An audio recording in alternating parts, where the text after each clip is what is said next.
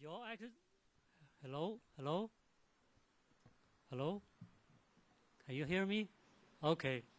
Your Excellency, Prime Minister Masroor Barzani, Your Excellency, Deputy Prime Minister Hubab Talabani, Minister Falah Mustafa, Representative of the Presidency of KRI, Minister Rebar Ahmed, Minister of the Interior, Acting Head of the DFR, Mr.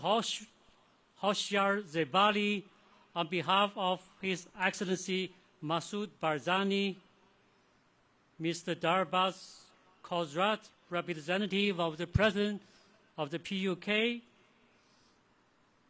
ministers, leaders of political parties, leaders of business community, of academia, the colleagues of Consular Corps and the United Nations, distinguished guests, ladies and gentlemen, good evening. First of all, on behalf of all the colleagues at the Chinese Consulate, please allow me to extend a warm welcome and a heartfelt thanks to all the guests and friends here today at our National Day celebration. Especially, we are so much honored, so much thrilled that Your Excellency, Prime Minister, could join us for this celebration. We are also very happy to have Deputy Prime Minister with us tonight. Thank you very much. This year marks the 75th anniversary of the founding of People's Republic of China. In the past 75 years, under the strong leadership of the Communist Party of China, we have made remarkable achievements, creating two miracles. One is rapid economic growth. Second, a long-term political and social stability. In the past 2 decades into the 21st century, China has been the most dynamic driving force for the global economy. China has become the major trading partner for the most of the countries in the world. China remains a global leader in trade liberalization. We manufactured high-quality and affordable products, which are very popular among the consumers worldwide, such as Chinese cars, mobile phones, as we see today. Meanwhile, China is the world's second-largest consumer market, offering a big marketplace for all kinds of the products from all over the world. In order to fulfill our commitment to energy conservation and emission reduction, China is devoted to developing a clean energy industry. Now China's new energy generation accounts for 26% of the country's total power output. Last year alone, the total installed capacity of the new energy I mean wind, solar, and nuclear power. New energy in China have exceeded half of the global total. Last year, China's production and sales of the new energy cars, like we see today, also accounts for over 60% of the global total. And we noticed that a few days ago, Kurdistan regional government has announced that it's going to lift 100% customs duty on all electrical vehicles. That's really a good news. Right now, China is promoting a great rejuvenation of our nation with Chinese modernization. So what is Chinese modernization? Chinese modernization means for the first time in human history, a modernization will be realized in a most populous developing country, which is of great significance and far-reaching implications. So Chinese way modernization will provide a new development model for the global South. We believe that nobody, no force can stop China on our way ahead. Reform and opening up is our national policy we have been upholding for long, and is also our key to success.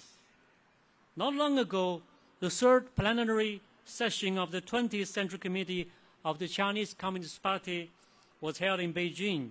The third plenum has adopted a master plan for deepening our reform on many important areas.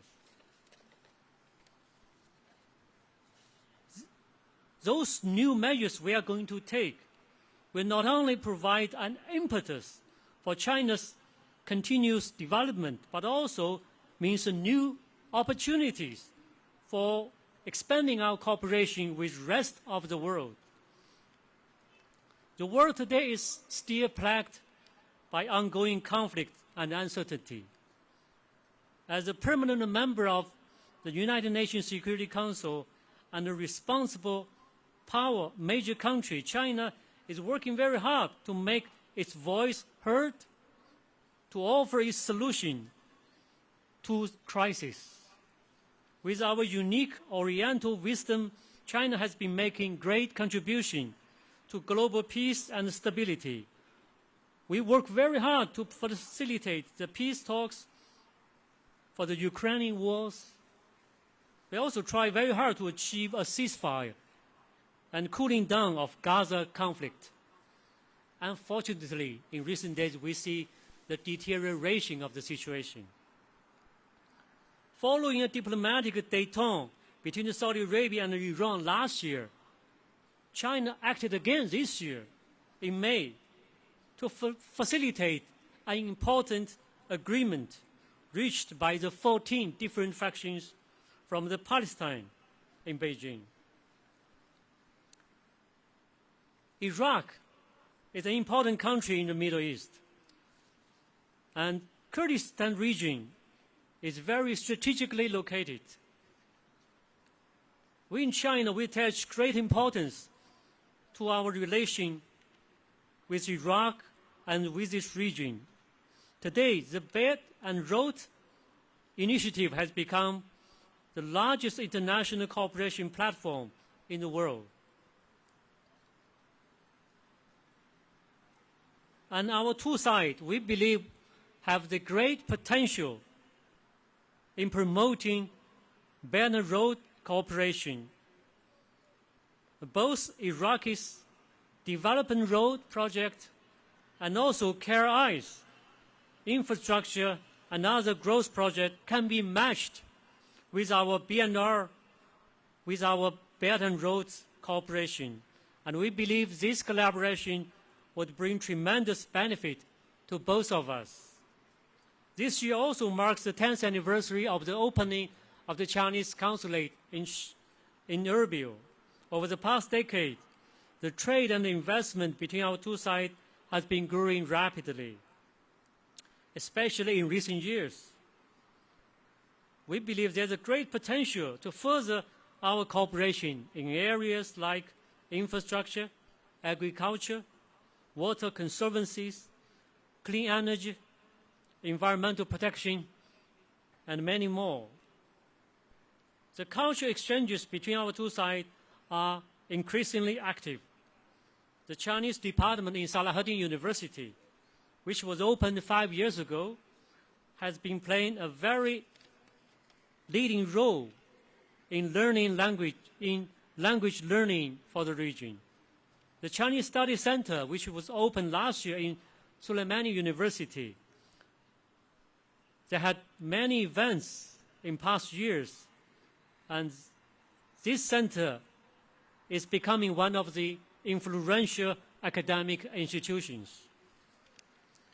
As the first Iraqi media to send correspondents to Beijing, Rudao TV features first-hand news on China on a daily basis. And right now, a Kurdistan 24 TV crew, they are in China. They are making on-site interviews and reports. This year, our consulate collaborated with our partners in KRI to hold many programs such as China Movie Weeks, Minara Forums. We have 2 summer camps for the college and high school students in KRI. We also have International Chinese Day. Chinese Bridge language competition is central. Those programs have promoted the mutual understanding between our 2 sides. As part of our National Day celebration, we also launched a short video competition we call China in My Eyes. So far, almost 200 people participated in this competition. So final result will be announced very soon. On the human resource area, in this year, we have offered a number of the opportunities for the people from all walks of the life in the region to go to China for training program, with a total number of participants far exceeding of the last year's.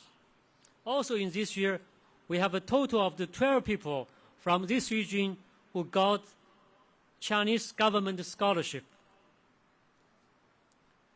In the beginning of this year, our consulate started to offer consular services, which is very much welcomed by the people in the region. We also took this opportunity to facilitate the application process, make it much more easier for people to get a Chinese visa. We are willing to collaborate with the Kurdistan regional government and all sectors in this region to promote cooperation so as to contribute to the economic and social development in the region. We are confident that by working together, we can bring about a new chapter of our bilateral relations.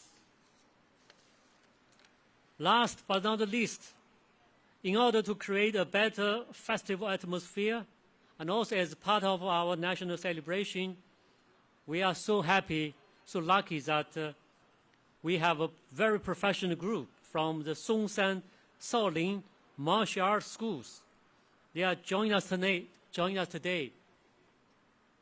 I would like to Mr. Wang Zhanqiang, he's the head of the delegation. Please come to the podium.